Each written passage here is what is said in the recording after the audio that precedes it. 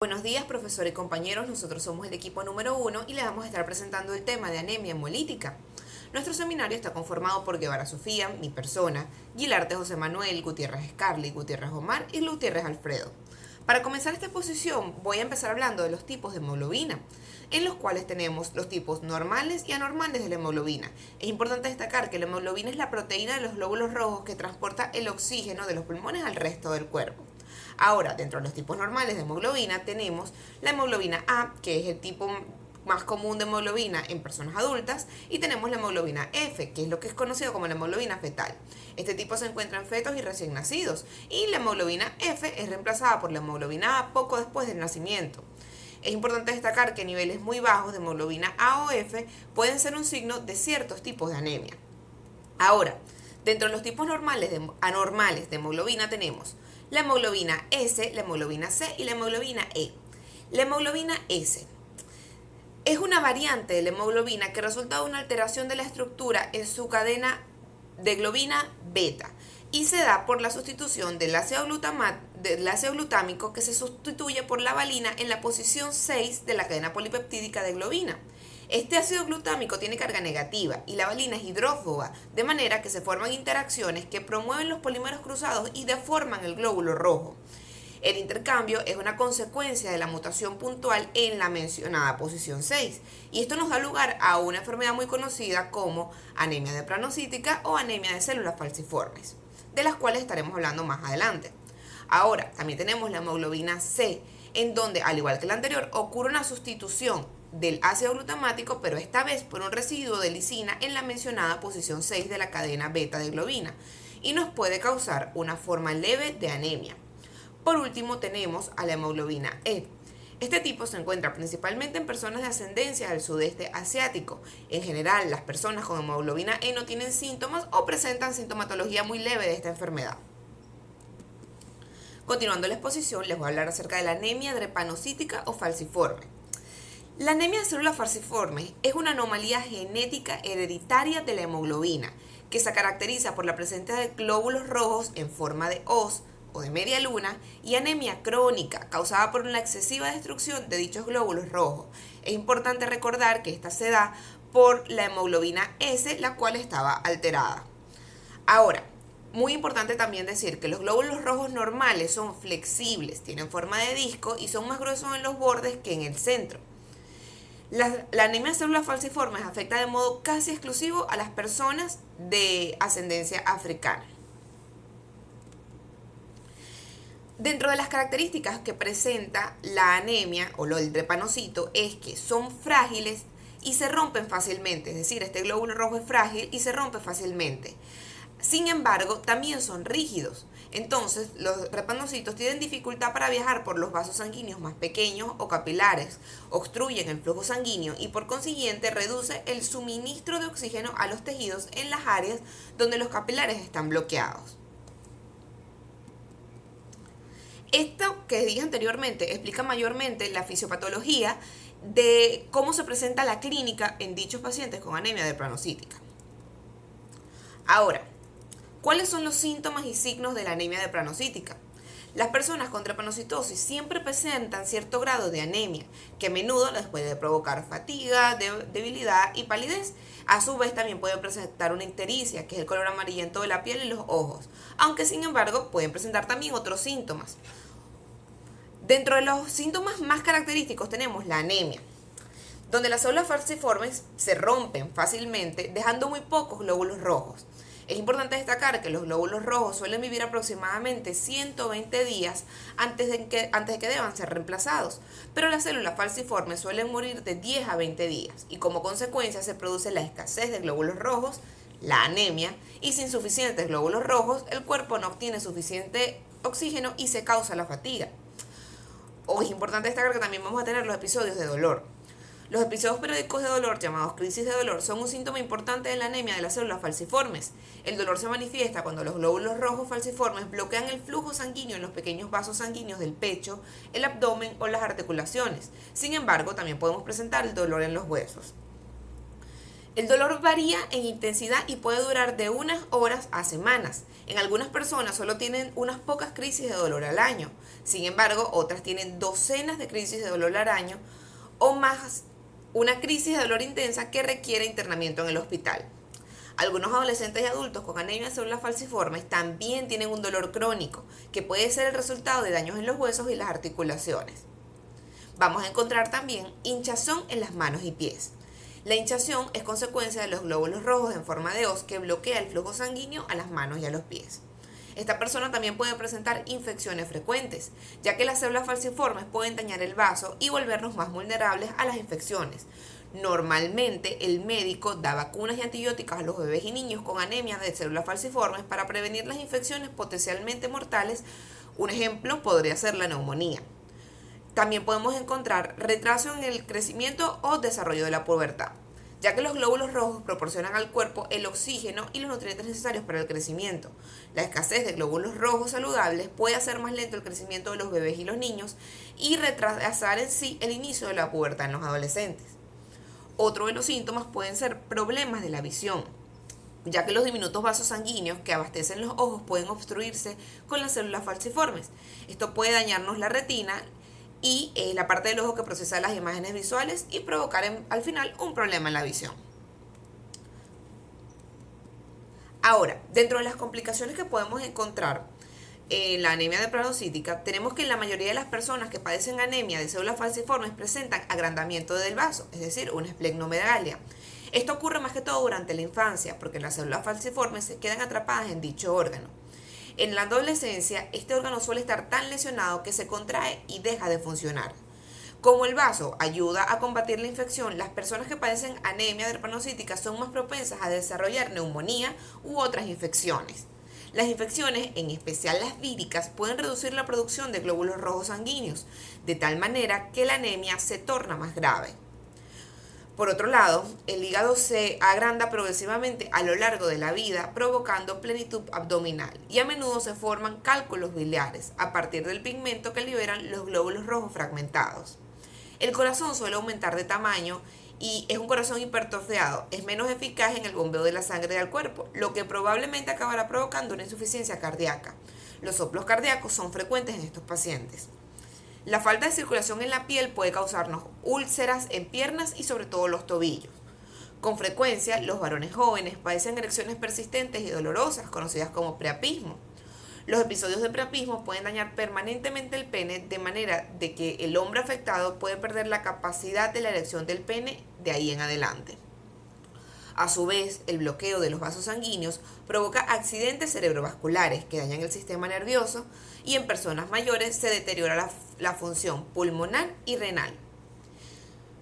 En los niños puede producirse también un secuestro agudo de las células falciformes en el vaso, que es lo que conocemos como crisis de secuestro. Esto causa un aumento en el tamaño del vaso y se exacerba la anemia.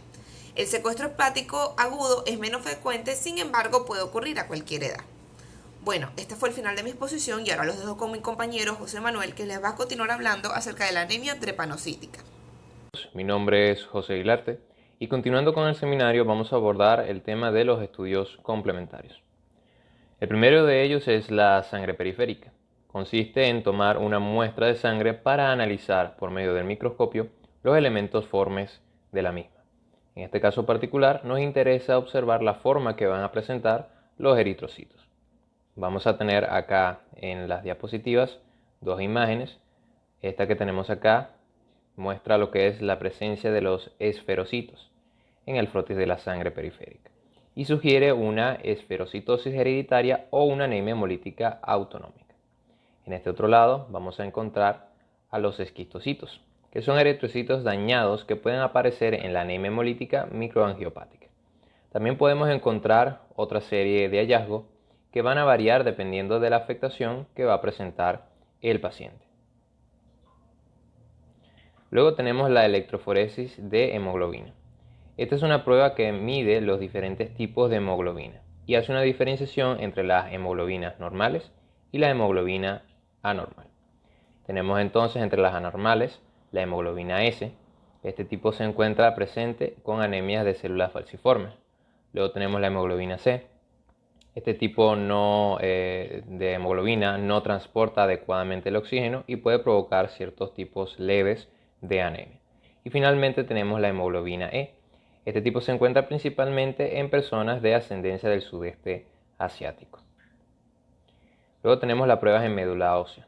La aspiración y biopsia de médula ósea va a posibilitar la observación y evaluación directa de los precursores de los eritrocitos y pueden evaluarse también las anomalías de la maduración. Ahora bien, no es necesario realizar una médula ósea a menos que se dé en situaciones muy específicas. Estas son las siguientes. Número 1. La anemia es inexplicable. Es decir, ya se han realizado las evaluaciones y los análisis de primera línea y todavía no se logra encontrar una causa de la anemia. Número 2. Cuando se sospecha de que existe más de una anomalía en el linaje celular. Es decir, una anemia con trombocitopenia o leucopenia concurrente. Y en tercer lugar, cuando se sospecha de un trastorno primario de la médula ósea. Luego tenemos la química sanguínea y la bilirrubina. En la química sanguínea nosotros vamos a poder estudiar los niveles de bilirrubina y la de lactato deshidrogenasa para poder hacer una diferenciación entre los estados de hemorragia y de hemólisis. Ambos estados van a aumentar la bilirrubina y la LDH o lactato deshidrogenasa. Sin embargo, en los casos de hemorragia, estos van a mantener valores normales. ¿Qué es lo que sucede? Cuando hay una ruptura de los eritrocitos, la hemoglobina va a convertirse en bilirrubina. Este acto es llevado a cabo por el hígado. Pero cuando la ruptura de los eritrocitos es demasiada, el hígado no tiene la capacidad de poder hacer la conversión y en consecuencia hay una acumulación de bilirrubina. Luego tenemos los exámenes radiológicos o de imagenología, que pueden ser necesarios para estudiar, pues, por medio de imágenes, principalmente la médula ósea. Esto ayuda también a realizar diagnósticos diferenciales. Tenemos por un lado los rayos X de tórax, que estos pueden permitir descartar afectaciones por algunas infecciones en los pacientes con anemia. Luego tenemos el ultrasonido y el Doppler, que permiten encontrar otros problemas relacionados con la anemia, como podría ser el agrandamiento de un vaso o fibromiomas. La tomografía también puede mostrar la presencia de un vaso agrandado o ciertos tipos de problemas relacionados con la anemia en los ganglios linfáticos. Y la resonancia magnética puede encontrar trastornos en los huesos o en la médula ósea. Aquí podemos observar una imagen de resonancia magnética de la médula ósea. Finalmente tenemos el tema del tratamiento. El tratamiento para la anemia va a depender de la naturaleza de la misma, es decir, en función del tipo de anemia en que nosotros nos encontremos, vamos a abordar el tratamiento desde un flanco diferente o desde una perspectiva diferente.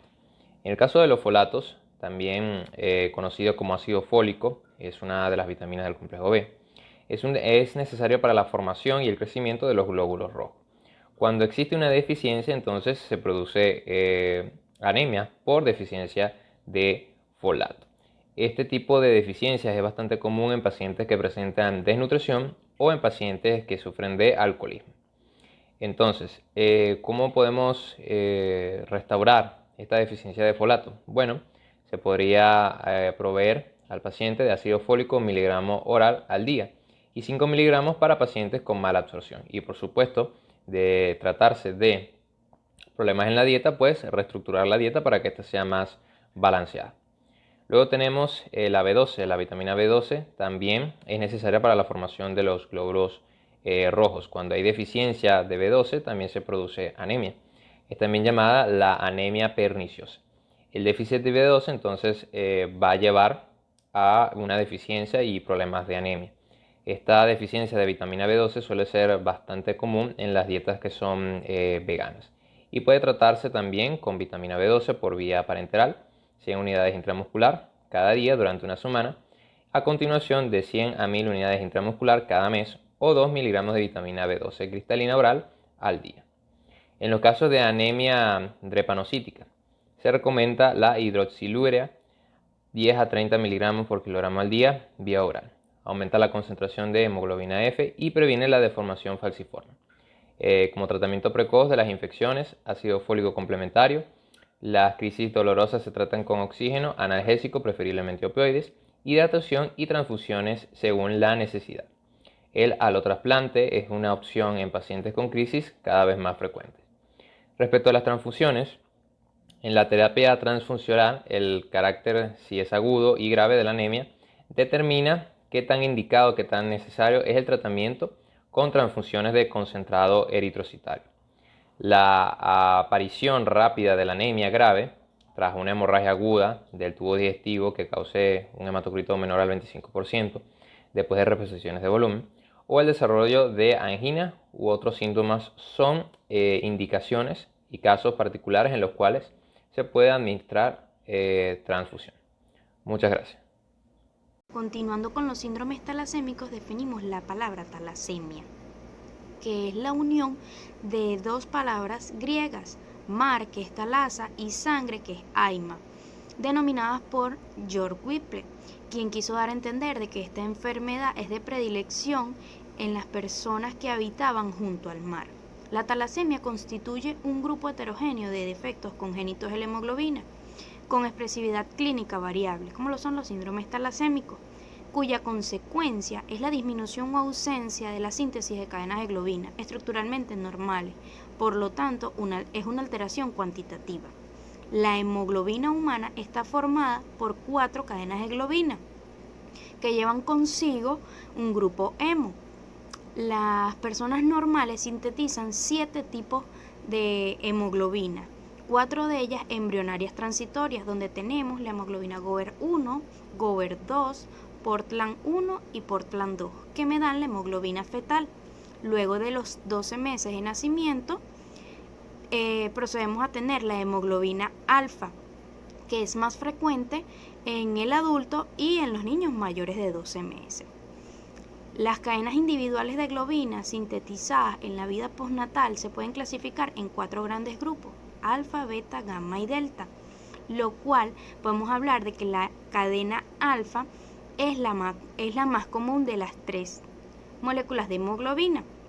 Estas tienen una síntesis de la cadena alfa por los genes alfa 1 y alfa 2, que se encuentran ubicados en el brazo corto del cromosoma 16, y la síntesis de la cadena beta y delta se encuentran por los genes únicos beta y delta en el cromosoma 11. Los síndromes clínicos producidos por los trastornos de la síntesis de hemoglobina se denominan hemoglobinopatía y las podemos agrupar en 3 grandes grupos. El primero, la variante estructurales de la hemoglobina, que me habla de una alteración de la secuencia de aminoácidos que a su vez me producen una alteración de la función.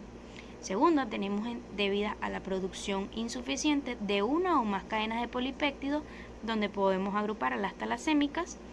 Y por tercera, tenemos debidas a un fallo en la sustitución neonatal normal de la hemoglobina fetal por la hemoglobina adulta, y estas me comprenden a un trastorno que se denomina persistencia hereditaria de la hemoglobina fetal.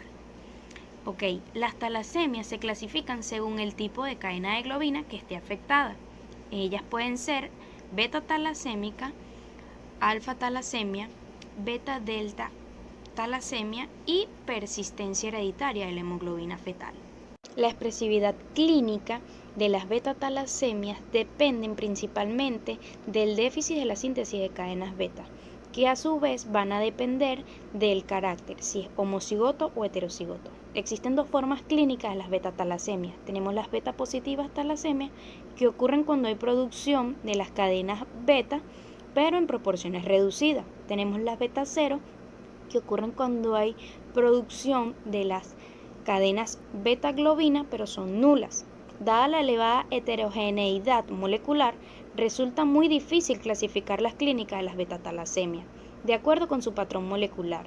Es por ello que continúa empleándose la clásica terminología descriptiva, que clasifica a los síndromes beta-talasémicos en 3 grandes grupos: talasemia menor, talasemia intermedia y talasemia mayor o enfermedad de Coley. En cuanto a las beta-talasemia menor, estas tienen una expresividad clínica muy leve o son menos acusadas. Su genotipo corresponde a los estados heterocigotos de los genes beta positivos o beta 0, que los podemos agrupar como beta positivo beta y beta 0 beta. Es la forma más frecuente de las talasemias.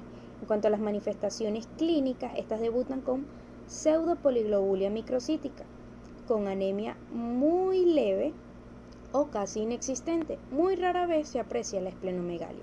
En cuanto a su diagnóstico, se basa en la electroforesis de hemoglobina y el correspondiente estudio familiar.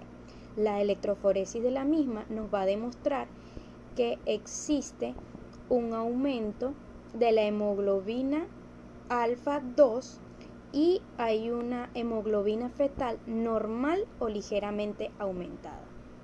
En cuanto al diagnóstico de beta-talasemia mayor o enfermedad de Cole, este lo realizamos con el examen radiológico evidenciando el signo del cepillo o con exámenes de laboratorio. Entre ellos tenemos el frotis de sangre periférica, que nos va a demostrar una hemoglobina con valores entre 2.5 a 6.5 gramos sobre decilitro, microcítico con un volumen corpuscular medio de 45 a 75 femtolitros e hipocrómico con un CCMH de 230 a 260 gramos sobre decilitro. Una leucocitosis, trombocitosis, eritroblastosis, y en cuanto al examen de médula ósea, este va a demostrar una acuosa hiperplasia eritroblástica. La beta-talasemia mayor o enfermedad de Cole, esta constituye a las beta-talasemias más graves y representativas de los caracteres homocigotos. En cuanto al genotipo, la talasemia mayor puede ser diversa, pero su forma representativa es el estado homocigoto beta 0, que se caracteriza por un predominio casi absoluto de la hemoglobina fetal y una ausencia de la hemoglobina alfa. Cuanto a las manifestaciones clínicas, estas suelen ser severas. Tenemos anemia que se inicia a los 6 meses de nacimiento, esplenomegalia y hepatomegalia variable, alteraciones óseas en cráneo y cara, retraso en el desarrollo corporal del desarrollo puberal, alteraciones endocrinológicas y hemocromatosis. Mi nombre es Omar Gutiérrez y para continuar con el ciclo de seminario vamos a hablar sobre los laboratorios y estudios fundamentales de las enfermedades talasémicas. Para lograr el diagnóstico adecuado de las enfermedades talasémicas se debe combinar varios estudios de laboratorio y también tomando en cuenta la edad, sexo y el historial médico del paciente. En el hemograma podemos encontrar una hemoglobina de 2 a 3 gramos sobre decilitro más bajo del valor normal, un recuento eritrocitario elevado, un volumen corpuscular medio y una hemoglobina corpuscular media disminuida. En la morfología podemos encontrar microcitosis, hipocromía, dianocitosis y a veces policromatofilia y un punteado basófilo. En la electroforesis, que identifica las bandas correspondientes a las hemoglobinas normales, que son la A, A2 y F, y las anormales, la S, C y LEPORE, que en la beta-talasemia se observa un aumento de la banda correspondiente a la hemoglobina A2, y en la alfa-talasemia se puede encontrar una electroforesis normal. Este método se utiliza en un medio alcalino. Normalmente, para un mejor diagnóstico también se realiza en un medio ácido. En la cuantificación de hemoglobina A2 se puede realizar bajo distintos métodos. Ya mencionamos la electroforesis, ahora viene el intercambio iónico y capilar. Los valores superiores a 3.5% son confirmatorios de beta-talasemia, porque normalmente están entre 4 y 6%. En la prueba de falsiformación o cycling se basa en las características presentes en los hematíes de la hemoglobina S, que adoptan una forma falciforme frente a condiciones de hipoxia. En la tinción de azul brillante de Crecilo es una tinción supravital que en la búsqueda de la hemoglobina H se desnaturaliza en presencia de un azul brillante formando cuerpos redondeados. Se llaman en forma de pelota de golf, donde se encuentra un porcentaje variable en la enfermedad de hemoglobina H. En portadores de talasemia es leve y suelen ser bajos los porcentajes, de 1 a 1000 y de 1 a 10.000. En la prueba de tinción, en la estudio molecular, que es un estudio donde se evalúan las cadenas alfa y beta que permite identificar la mutación que lo origina, como en las hemoglobinopatías estructurales. Actualmente es el método de elección utilizado para las alfa-talasemias, y en el caso de las beta-talasemias, solo si los exámenes tradicionales arrojan un resultado dudoso. Para continuar, vamos a hablar sobre la esferocitosis. En medidas generales, es una enfermedad hereditaria o llamada enfermedad de Minkowski-Schoffer. Es la forma de anemia hemolítica hereditaria más común en Europa. Es una esferocitosis hereditaria heterogénea que causa gravedad clínica. Es una alteración de las proteínas de membrana y forma de transmisión familiar. Generalmente se transmite de forma autosómica dominante, aunque hay casos de transmisión recesiva. Su fisiopatología se basa en dos mecanismos: en la hemólisis intravascular y en la hemólisis extravascular. Donde en la hemólisis intravascular podemos decir que es una destrucción de la circulación sanguínea, y una hemólisis extravascular que, al ser fagocitados los hematíes por los macrófagos del sistema mononuclear fagocítico, sucede una hemólisis vascular que implica la realidad una exacerbación del mecanismo fisiológico de retirada de los eritrocitos senescentes por el sistema monocítico macrófago localizado en el vaso. Su fisiopatología como tal es la consecuencia de las mutaciones de los genes, en los genes que codifican las proteínas del esqueleto de la membrana eritrocitaria. Entre sus mutaciones más frecuentes se encuentran en la beta-espectrina, la proteína de banda 3, la anquirina y la proteína 4.2. Esto implica que pierde su deformabilidad, por los que los eritrocitos son atrapados y retirados de la circulación por el vaso, y su vida media se acorta. La morfología eritrocitaria anormal se debe a su defecto, a veces combinado, de proteínas del esqueleto de membrana. Por tanto, las mutaciones en diferentes genes codifican diferentes proteínas de la membrana y codifican a un mismo fenotipo, que conduce al esferocito. La clínica: los pacientes que tienen un síndrome hemolítico crónico de intensidad variable, desde el portador asintomático hasta los casos de hemólisis grave, se valora en función al grado de anemia, reticulocitosis y actividad hemolítica. Los casos leves de esferocitosis hereditaria se diagnostican de forma casual con los siguientes síntomas: cálculos y cólicos biliares, hepatoesplenomegalia e ictericia.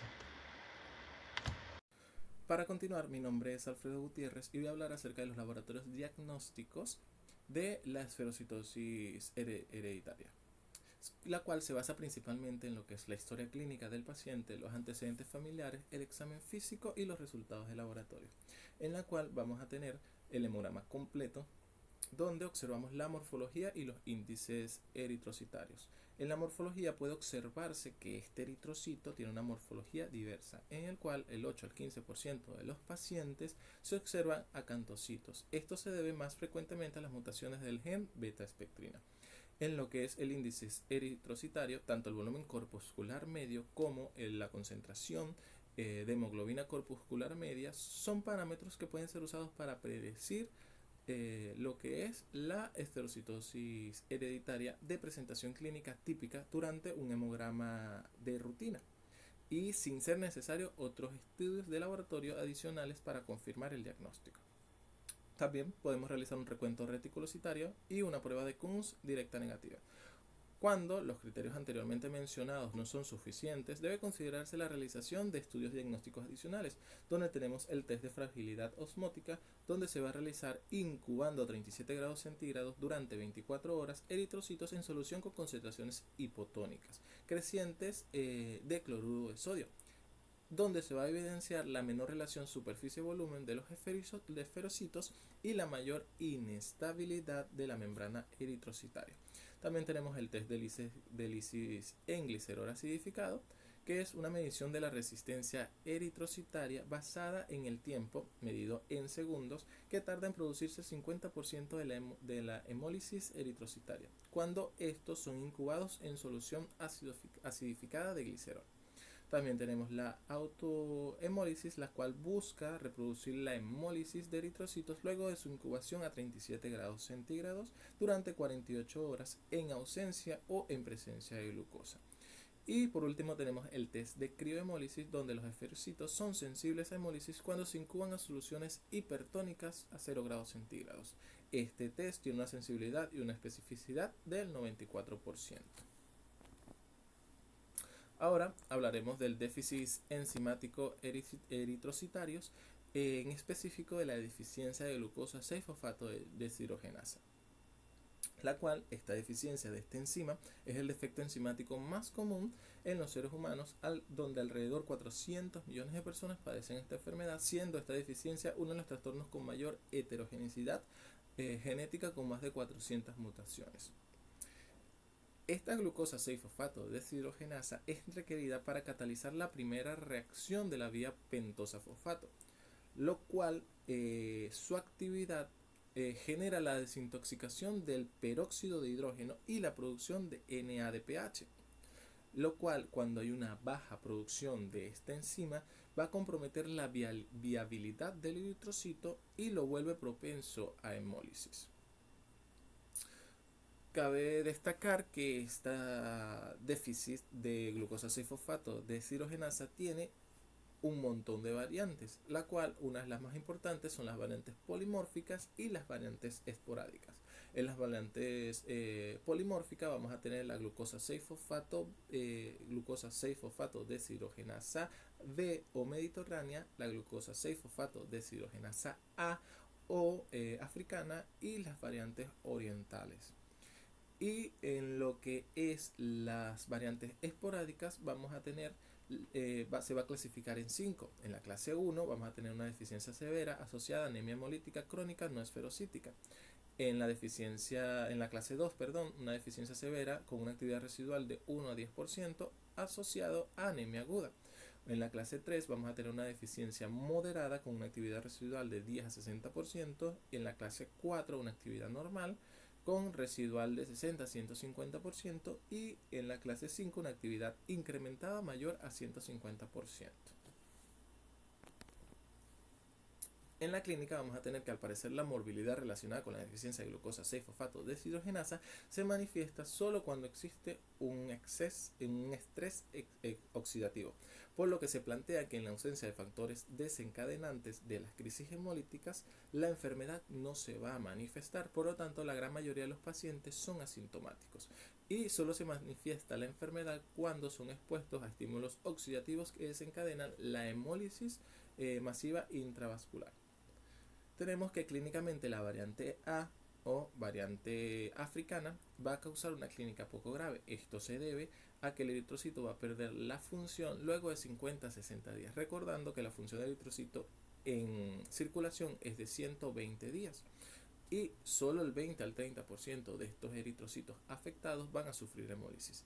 En cambio, la mutación mediterránea OB va a causar una clínica muy grave, ya que la función de los eritrocitos va a disminuir o va a perder su función más rápidamente, aproximadamente de 5 a 10 días en circulación.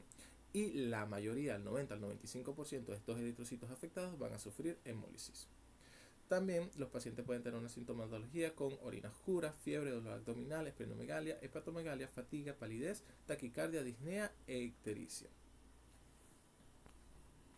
En el diagnóstico clínico mediante los laboratorios vamos a hallar hematológicamente y clínicamente vamos a hallar pruebas de sospecha de deficiencia de glucosa 6-fosfato deshidrogenasa, que vamos a tener que confirmar mediante la dosificación de la actividad enzimática de glucosa 6-fosfato deshidrogenasa en eritrocitos, donde vamos a confirmar esta carencia de la enzima.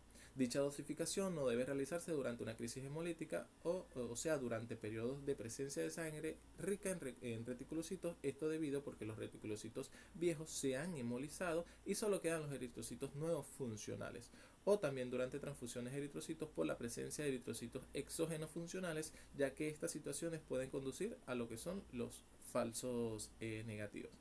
También se puede pedir lo que es el nivel de bilirrubina, el conteo sanguíneo completo, la hemoglobina en orina, el nivel de hectaglobina, los exámenes de LDH, el examen de reducción de metahemoglobina y el conteo de reticulocitos. Otra de las deficiencias enzimáticas eritrocitarias es la deficiencia de piruvato quinasa, la cual esta deficiencia ocupa el segundo lugar después de lo que es la glucosa 6-fosfato deshidrogenasa en su deficiencia.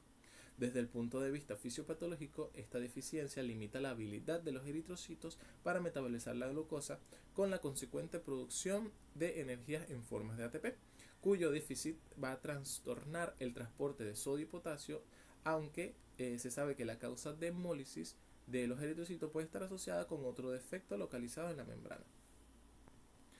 Clínicamente, los pacientes con deficiencia de piruvato quinasa van a sufrir un grado muy variable de hemólisis crónica, que va a abarcar desde una anemia e ictericia neonatal grave, que puede ser mortal, hasta una hemólisis crónica intensa dependiente de transfusión.